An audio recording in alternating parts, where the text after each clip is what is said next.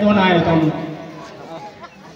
ए भाई अमदावाद થી आया था ઠાકોર અનિલજી ઠાકોર અને એ પણ આપણા ગામના ઠાકોર ભરતજીના પ્રયત્નોથી 4 મહિનાથી પ્રયત્નો કરતા હતા તારે એમની મહેનત હવે રંગ લાવી તો ભરતજીનું સેનમાં પિયુષજી અને ગોવાજીને એમનું સન્માન કરવું છે પંચાયત વતી तो ठाकुर भरत जी तरफ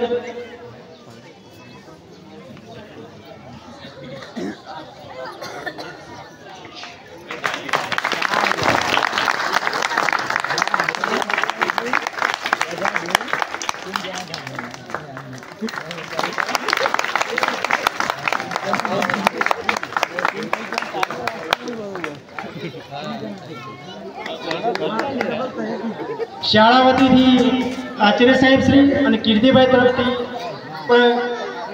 भरत जी सन्मान करिए।